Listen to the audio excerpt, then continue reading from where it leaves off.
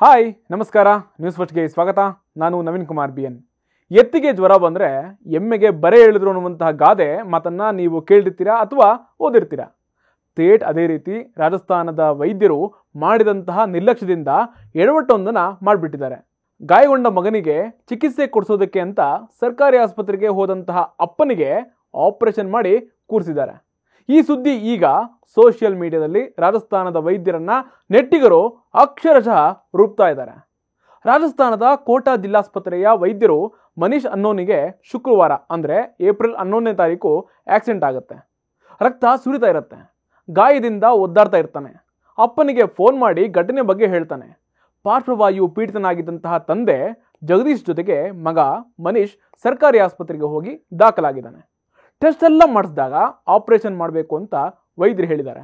ಇದೇ ಟೈಮ್ನಲ್ಲಿ ಮಗನಿಗೆ ಮಾಡಬೇಕಾಗಿದ್ದಂತಹ ಆಪರೇಷನ್ನ ಪಾರ್ಶ್ವವಾಯು ಪೀಡಿತನಾಗಿದ್ದಂತಹ ತಂದೆಗೂ ಕೂಡ ಆಪರೇಷನ್ ಮಾಡಿ ಅಪ್ಪ ಮಗನನ್ನ ಆಸ್ಪತ್ರೆಯ ಬೆಡ್ ಮೇಲೆ ಮಲಗಿಸ್ಬಿಟ್ಟಿದ್ದಾರೆ. ಸರ್ಕಾರಿ ವೈದ್ಯರು ಮಾಡಿದಂತಹ ಎಡವಟ್ಟಿನ ಆಪರೇಷನ್ ಸುದ್ದಿ ಕೇಳಿ ದೊಡ್ಡದಾಗಿ ಜನ ಚರ್ಚೆ ಮಾಡ್ತಾ ಇದ್ದಾರೆ. ಶುಕ್ರವಾರ ಮನೀಶ್ಗೆ ಆಕ್ಸಿಡೆಂಟ್ ಆಗುತ್ತೆ. ಮನೀಶ್ ಜೊತೆಗೆ ಯಾರೂ ಇಲ್ಲದಿದ್ದಕ್ಕೆ ಅಪ್ಪನ ಜೊತೆಗೆ ಜಿಲ್ಲಾಸ್ಪತ್ರೆಗೆ ಹೋಗಿದ್ದ.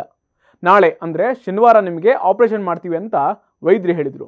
ಇದೇ ಕಾರಣಕ್ಕೆ ನೀವು ಆಪರೇಷನ್ ಥಿಯೇಟರ್ ಹೊರಗಡೆ ಇರಿ ಅಂತ ಅಪ್ಪನಿಗೆ ಹೇಳಿದ್ರು ಅಂತೆ. ಆದರೆ ನನ್ನ ಆಪರೇಷನ್ ಮುಗಿದ ಮೇಲೆ ನೋಡಿದ್ರೆ ತನ್ನ ಅಪ್ಪನಿಗೂ ಕೂಡ 5ರಿಂದ 6 ಹೊಲಿಗೆ ಬಿದ್ದು ಬೆಡ್ ಮೇಲೆ ಮಲಗಿಸ್ಬಿಟ್ಟಿದ್ರು.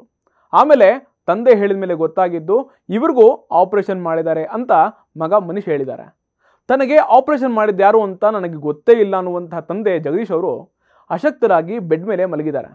ಈ ಎಡವಟ್ಟಿನ ಬಗ್ಗೆ ರಾಜಸ್ಥಾನದ ಕೋಟಾ ಜಿಲ್ಲಾಸ್ಪತ್ರೆಯ ವೈದ್ಯರಿಗೆ ಕೇಳಿದ್ರೆ ಈ ಘಟನೆ ಬಗ್ಗೆ ನಮಗೇನು ಕೂಡ ಗೊತ್ತಿಲ್ಲ, ಯಾರಿಂದ ಈ ಘಟನೆ ನಡೆದಿರೋದು ಅಂತ ನಮಗೆ ಗೊತ್ತಾಗಬೇಕಾಗಿದೆ. ಈಗಾಗಲೇ 3 ಸದಸ್ಯರ ಸಮಿತಿಯನ್ನು ಕೂಡ ರಚನೆ ಮಾಡಿದ್ದು, ಆದಷ್ಟು ಬೇಗ ತನಿಖೆಯ ವರದಿಯನ್ನು ತರಿಸಿಕೊಳ್ತೇನೆ, ತಪ್ಪಿತಸ್ಥರಿಗೆ ಸೂಕ್ತ ಕ್ರಮ ಕೈಗೊಳ್ತೇನೆ ಅಂತ ಕೋಟಾ ಮೆಡಿಕಲ್ ಕಾಲೇಜಿನ ಪ್ರಿನ್ಸಿಪಲ್ ಡಾಕ್ಟರ್ ಸಂಗೀತಾ ಸಕ್ಸೇನಾ ಅವರು ಭರವಸೆ ಕೊಟ್ಟಿದ್ದಾರೆ. ಆಪರೇಷನ್ ಮಾಡಿದ್ದಾರೆ. 5ರಿಂದ 6 ಹೊಲಿಗೆಗಳನ್ನು ಕರೆಕ್ಟಾಗಿ ಹಾಕಿದ್ದಾರೆ. ಅಂದರೆ ಪಕ್ಕ ವೈದ್ಯರು ಅಥವಾ ಆಸ್ಪತ್ರೆಯ ಸಿಬ್ಬಂದಿಯೇ ಮಾಡಿರುವಂತಹ ಕೆಲಸ ಅಂತ ಈ ಸುದ್ದಿ ನೋಡಿ ಕೆಲವರು ಹೇಳ್ತಾ ಇದ್ದಾರೆ. ಇನ್ನು ಕೆಲವರು ಸರ್ಕಾರಿ ಆಸ್ಪತ್ರೆಯಲ್ಲಿ ಆಪರೇಷನ್ ಮಾಡಿಸಿಕೊಳ್ಳೋದೇ ಒಂದು ಚಾಲೆಂಜ್, ಅದರಲ್ಲೂ ನರಳಾಡ್ತಾ ಇರುವಂತಹ ರೋಗಿಯ ಬದಲು ಅಡ್ಮಿಷನ್ ಆಗದೇನೆ ಆಪರೇಷನ್ ಮಾಡಿದ್ದಾರೆ ಅಂತಂದ್ರೆ ಆ ವೈದ್ಯರು ನಿಜಕ್ಕೂ ಗ್ರೇಟ್ ಅಂತ ವ್ಯಂಗ್ಯವಾಡ್ತಾ ಇದ್ದಾರೆ. ಇದರಲ್ಲಿ ಇನ್ನೊಂದು ಟೆನ್ಷನ್ ಅಂತಂದ್ರೆ ತಂದೆಗೆ ಮಾಡಿದಂತಹ ಆ ಆಪರೇಷನ್ ಆದರೂ ಕೂಡ ಏನು ಅಂತ ಕುಟುಂಬಸ್ಥರು ಸಿಕ್ಕಾಪಟ್ಟೆ ತಲೆ ಕೆಡಿಸ್ಕೊಂಡ್ಬಿಟ್ಟಿದ್ದಾರೆ. ಲೇಟೆಸ್ಟ್ ಗಳಿಗಾಗಿ ನೋಡ್ತಾ ಇರಿ ನ್ಯೂಸ್ ಫಸ್ಟ್, ನಿರ್ಭೀತಿಯಿಂದ ನಿಮ್ಮ ಪರವಾಗಿ.